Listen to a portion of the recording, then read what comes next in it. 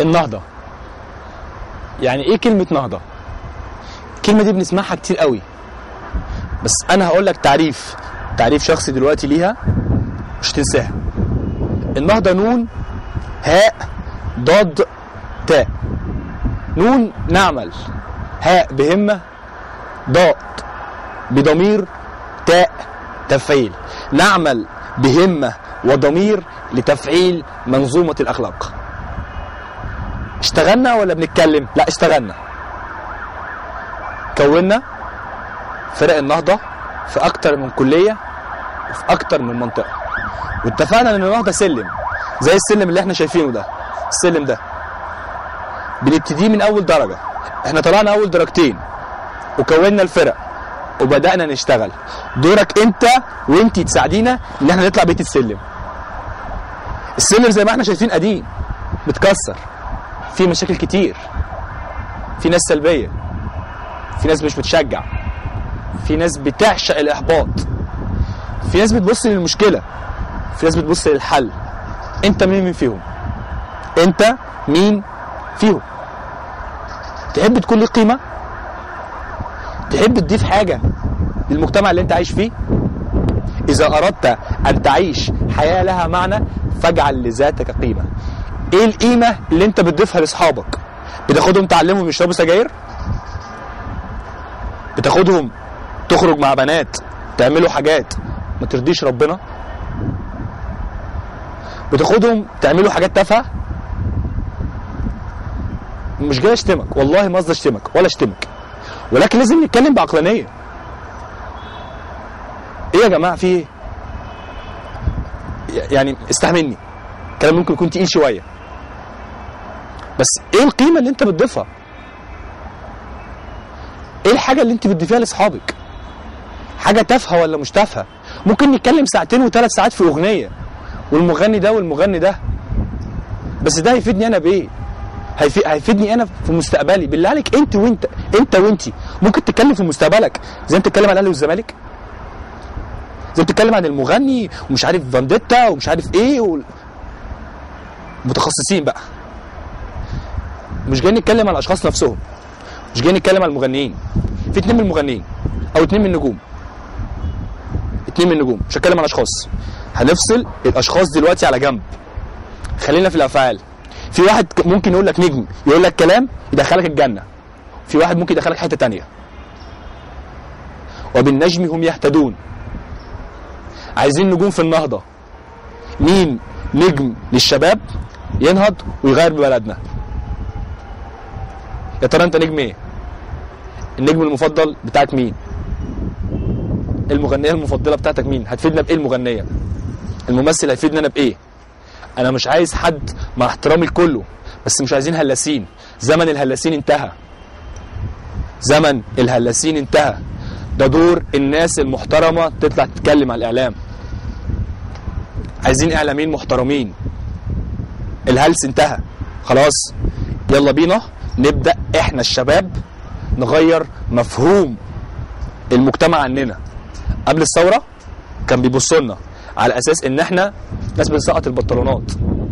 هدفنا كله إن احنا نخرج ونعاكس بنات. لا، احنا مش كده. هم دول هم نفس الشباب اللي عملوا ثورة. هم اللي كنا بناخد الرصاص على صدرنا.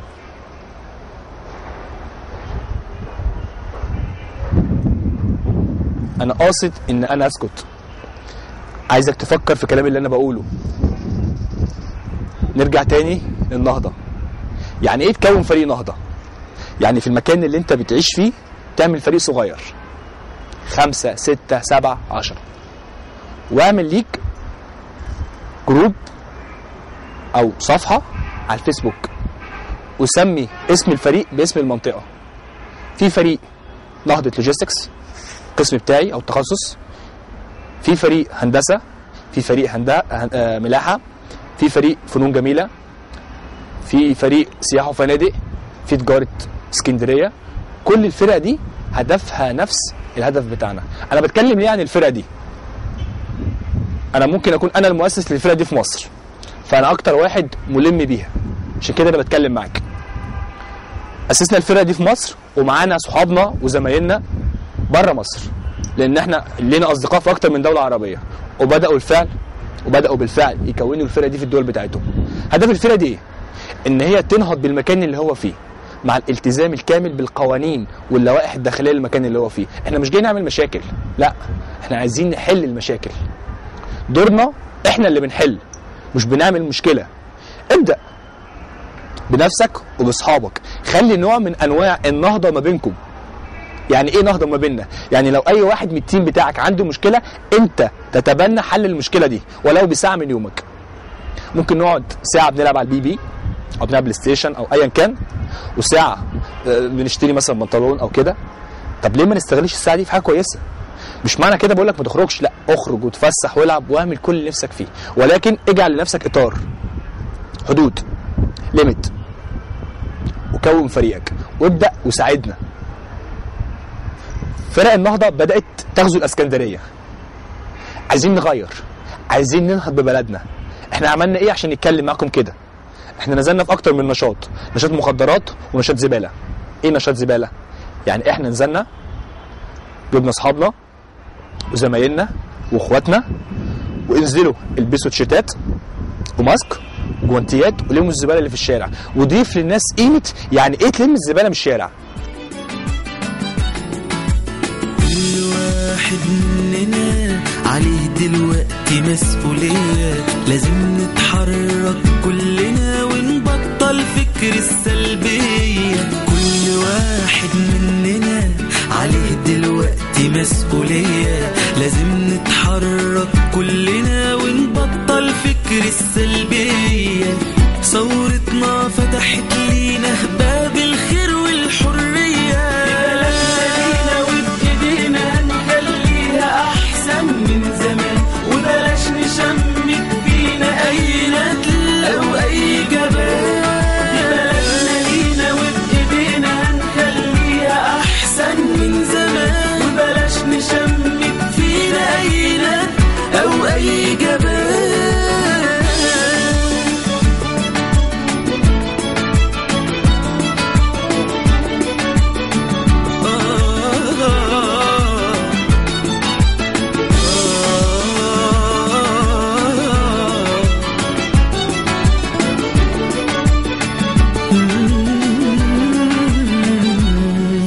بلاش نخلي الأوهام تلعب بنا لحسابهم، لازم نبص لقدام علشان ولادنا ومستقبلهم. بلاش نخلي الأوهام تلعب بنا لحسابهم، لازم نبص لقدام علشان ولادنا ومستقبلهم.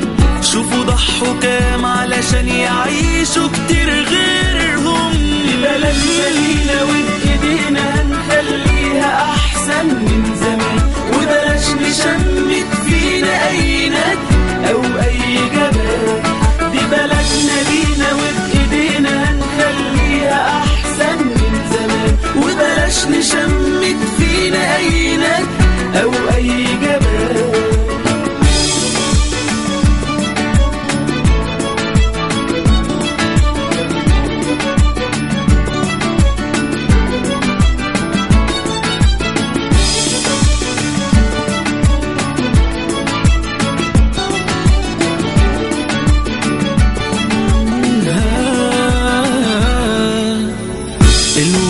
خلاص اتغير، خيرها هيبقى لينا، لكن من نفسك غير، حط ايدك في ايدينا.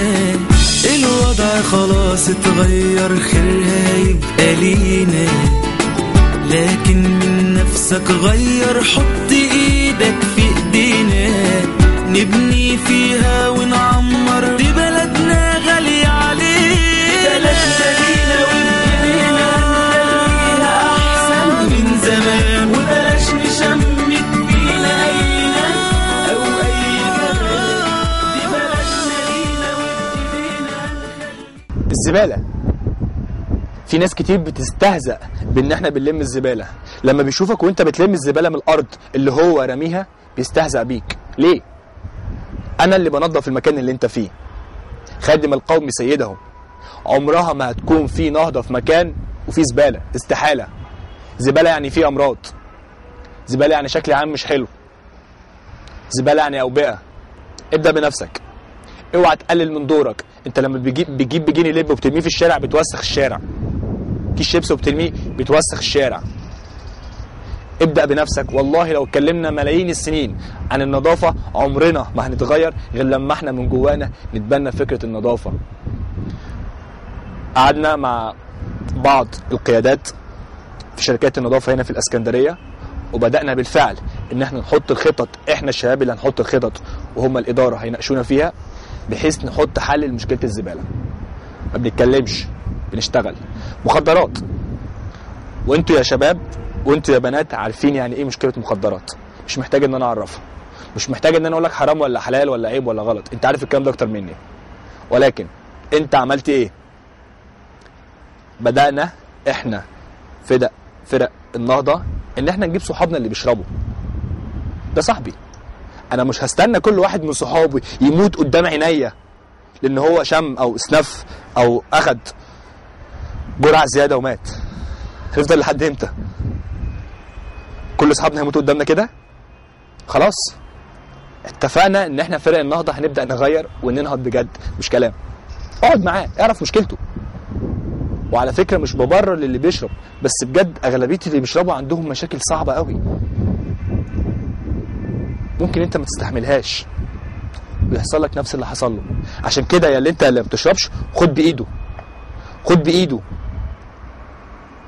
مش صعب، مش مستحيل. احنا ما عندناش حاجه اسمها مستحيل، لا نعرف لكلمه مستحيل معنى. عايزينك تبقى زينا. في ناس كتير بطلت على ايدينا، وده بفضل من ربنا سبحانه وتعالى علينا. احنا صحيح عملنا مجهود، ولكن الله سبحانه وتعالى يقول للسيدة مريم: وهزي إليك بجذع النخلة تساقط عليك رطبا جنيا. بمقياس العقل مفيش واحدة ست حامل تقدر تهز جذع نخلة، استحالة في حالة وضع. مفيش جذع نخلة يطلع بلح مستوي رطب. بس انت مؤمن بالكلام ده وانا مؤمن. طب ازاي انت مؤمن ومع ذلك الكلام ده صح عقلا؟ لكن احنا مؤمنين بيه لان ربنا سبحانه وتعالى بيعلمنا ان احنا ناخد بالاسباب. خد بالاسباب وكون فريق النهضه، وارجوك اوعى تقلل من دورك. السلام عليكم ورحمه الله وبركاته.